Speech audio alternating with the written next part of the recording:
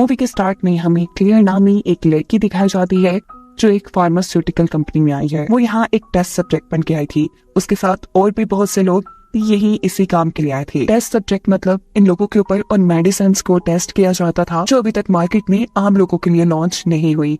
वो medicine safe है या नहीं उसका फैसला इन टेस्ट सब्जेक्ट्स को खिलाकर किया जाता है। इसमें यकीनन इनकी जान को भी खतरा है, लेकिन इस काम के लिए बहुत से पैसे मिलते हैं। टीनी ने मेडिसिन तो ले ली थी, लेकिन अभी भी वो काफी परेशान थी कि कहीं उसकी मौत ना हो जाए। इसके बाद सारे ही टेस्ट सब्जेक्ट्स को एक रूम में लेकर आया जाता है और इनसे मिलने के लिए आती है डॉक्टर रोजी, जिनके अंदर इनके ऊपर एक्सपेरिमेंट हो रहा था। वो इनको बताती है कि आप लोगों को 5 दिनों तक यहाँ रखा जाएगा और हर रोज डोज बढ़ाकर मेडिसिन दी जाएगी। आखिरी दिन आप लोगों को 85 mg की मेडिसिन दी जाएगी और वो भी अगर आप पर सेफ एक्ट करती है तो आप लोगों को यहाँ से भेज दिया जाएगा। लेकिन एक्सपेरिमेंट खत्म होने से पहले किसी भी हाल में आप इस फैसिलिटी से बाहर नहीं जा सकते। सभी लोग मेडिसिन ले लेते हैं, जिसके कुछ घंटों बाद मेडिसिन का रिस्पॉन्स चेक करने के लिए इनकी कई टेस्ट की जाती है, जैसे blood pressure test, urine test, blood test.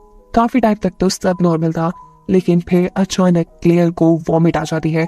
वो जब वॉशरूम में जाती है तो वहाँ उसे एक आमिर नाम का लड़का मिलता है जो उसे बताता है कि मैं एक मेडिकल स्टूडेंट हूँ और मैं पहले भी ऐसे एक एक्सपेरिमेंट का हिस्सा रह चुका हूँ। फिर हम देखते हैं कि अब रात हो चुकी है। जब सभी लोग सोने की कोशिश करते हैं तो किसी को भी नींद नहीं आ रही।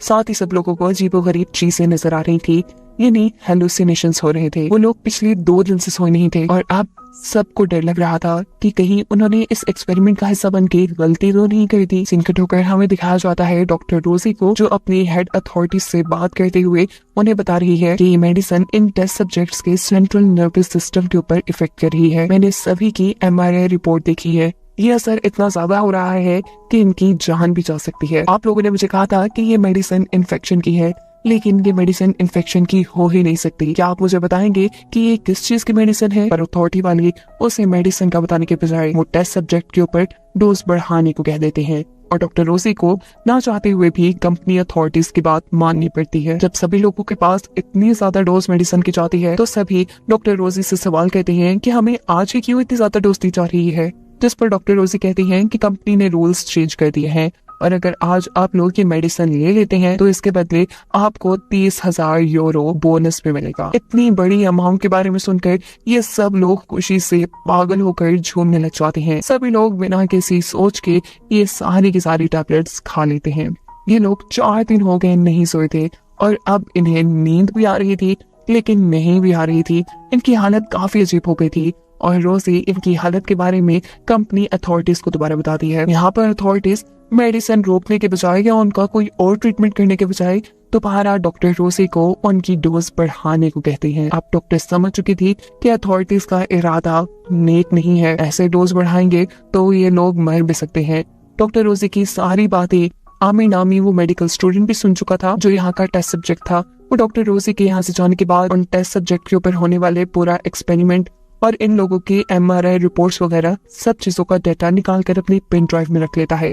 MRI रिपोर्ट्स देखकर तो वो बहुत घबरा चुका था। उनके दिमाग पर इतना बुरा असर हो रहा था इस मेडिसिन का, ये लोग कोमा में भी जा सकते थे और मर भी सकते थे। जैसे ही डेटा आमिर ने एक दूसरी पेन ड्राइव में कवर किया था, ये खबर कंपनी की अथॉरिटीज को भी हो गई थी और बिना वक्त जाया किए उन्होंने कंपनी में 24 घंटे का लॉकडाउन लगा दिया था। यहाँ क्लियर जो अपनी एक साथी के पास आती है तो उसे देखकर वो घबरा चुकी थी। क्लियर की ये साथी क्योंकि सो गई थी, सोने की वजह से उसकी आंखों में से, उसके कान में से, उसके पूरे मुंह से खून निकलकर वो आखिर मर जाती है। ये सभी लोग अब इस फैसिलिटी से भागने की कोशिश करते हैं, लेकिन कोई भी भाग नहीं पाता। इवन के डॉक्टर रोसी भी दरवाजे में फंसकर मारी जाती है।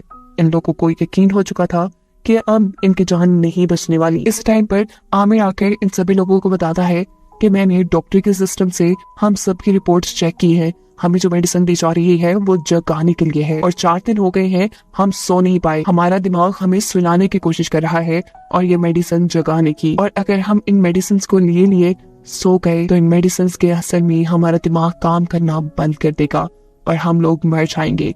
किसी भी तरह करके हमें सिर्फ 24 घंटे तक जागे रहना है, जिसके बाद दवा का असर कम हो जाएगा, हम यहाँ से निकल पाएंगे और हमारा इलाज हो पाएगा।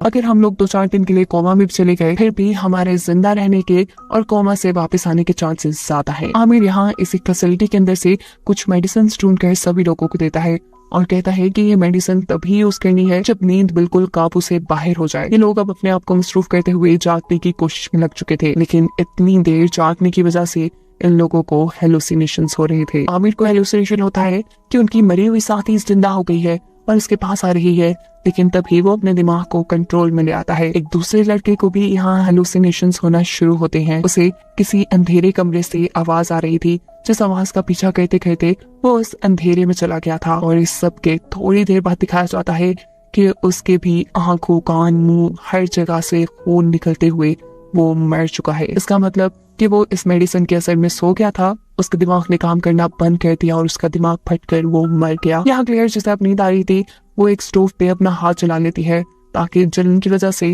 उसे नींद ना आए। क्लियर अब इन सबसे कहती है कि मुझे नहीं लगता कि हम लोग 24 घंटे तक बच पाएंगे, हमें यहाँ से निकलने का कोई रास्ता ढूंढना ही होगा। ये लोग अब एक दरवाजे नुमा चीज को तोड़ने की कोशिश में लग जाते हैं, लेकिन बहुत खुदाई करने के बावजूद भी उन्हें यहाँ से बाहर जाने का रास्ता नहीं मिलता। अब दवाइयों के जरिए से इन लोगों को ऊट पटांग की सोच भी आ रही थी। एक लड़की को लगता है कि शायद आमिर कंपनी के साथ मिला हुआ है, इसीलिए तो उसे इतना नॉलेज है। वो अपना इलाज ढूंढने के लिए आमिर को बांध कर उसे मारना शुरू कर देते हैं, लेकिन आमिर तो इससे ज्यादा खुद भी कुछ नहीं जानता था। वो खुद इन्हीं की तरह टेस्ट सब्जेक्ट था। यहाँ दो लड़के उससे मिलकर पूछते हैं, बताओ यहाँ से बाहर जाने का रास्ता कहाँ है, नहीं तो हम तुम्हें मार देंगे। इससे पहले कि वो उन्हें मार देते, यहाँ क्लियर आकर रोक देती है। और दूसरी तरफ हमें दिखाया जाता है कि एक और लड़की आमिर को मारने के लिए नींद का इंजेक्शन भर चुकी थी, क्योंकि उसे शक था कि आमिर ने कंपनी की मेडिसिन ली ही नहीं, उसके ऊपर मेडिसिन का कोई असर नहीं, और अगर वो सो भी गया तो भी नहीं मरेगा। और इससे पहले कि वो आमिर को इंजेक्शन लगाती, उसे खुद हेलुसिनेशंस हो जाती है। ऐसे में वो सो जाती है, उसका दिमाग भी कंट्रोल से बाहर होकर फट जाता है। बाकी सभी लोगों की तरह आंख, मुंह, नाक, कान से खून आते हुए वो भी मर जाती है। जहाँ क्लियर को भी अब हेलुसिनेशंस होने लगे थे, वो 90% तक सो चुकी थी, और इससे पहले कि वो भी मर जाती, वो अपने दिमाग को कंट्रोल में करते हुए आमिर की दी हुई जगाने वाली दवाई खा लेती है और होश में आती है। और इसी दौरान उसे दीवार में एक छुपा हुआ दरवाजा नजर आता है, जिसके बारे में वो अपने साथियों को बताती है। ये लोग इस कमरे को खोल देते हैं और पता चलता है कि ये कमरा तो मुर्दों को रखने की जगह है, और यहीं पर एक लिफ्ट भी बनी है जिससे शायद मुर्दों को ऊपर या नीचे लाया जाता था। ये लोग अब इसी लिफ्ट को इस्तेमाल कर नीचे जाने का सोचते हैं। आमिर को भी अब हेलुसिनेशंस हो रहे थे और उससे दिखाई दे रही थी डॉक्टर रोजी, जो से कहती है कि इन सब ने तुम्हें धोखा दिया है, ये सब तुम्हारे साथ बुरा कर रहे हैं, तुम उठो और उठकर सबको मार दो। और दूसरी तरफ इन्हीं के एक साथी को आमिर का एक लेटर मिलता है, जिसमें उसने लिखा था कि लॉकडाउन की वजह मैं ही हूँ। ये पढ़कर उस लड़के को बहुत ज्यादा गुस्सा आ जाता है और वो आमिर के पास जाकर इस लेटर के बारे में पूछता है। आमिर कुछ नहीं बोलता, और इससे पहले कि वो आदमी आमिर के ऊपर हमला करके आमिर को मार देता, आमिर अपने आप को छुपाते हुए उसी के ऊपर हमला करते हुए बेदर्दी से उसे मार देता है। और ये चीज क्लियर और उसका दूसरा साथी भी देख चुके थे। आमिर इन लोगों के ऊपर हमला करने के लिए भी आगे बढ़ता है, लेकिन ये दोनों भागती हैं। वो आदमी भागकर उसी रूम में आ जाता है जिसे ये लोग लिफ्ट समझ रहे थे, जिसको बंद करते ही वहां आग लग जाती है। ये कमरा असल में लिफ्ट नहीं थी, बल्कि डेड बॉडीज को जलाने वाला कमरा था। शुक्र के उसने क्लियर के जाने से पहले ही इस कमरे का दरवाजा बंद कर लिया था। आखिर वो फिर बच गई। अब कंपनी के लॉकडाउन के 24 घंटे भी पूरे हो चुके थे। अचानक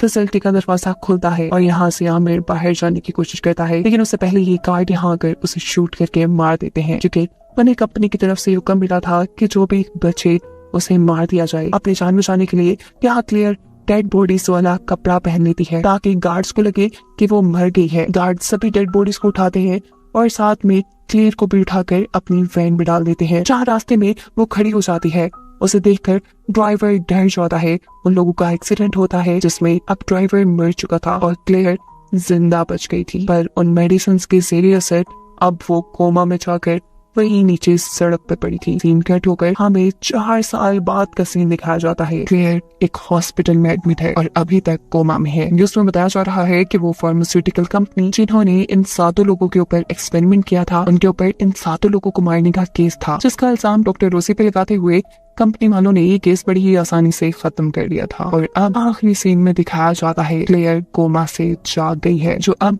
असल कसूरवारों को सजा दिलवा के रहेगी।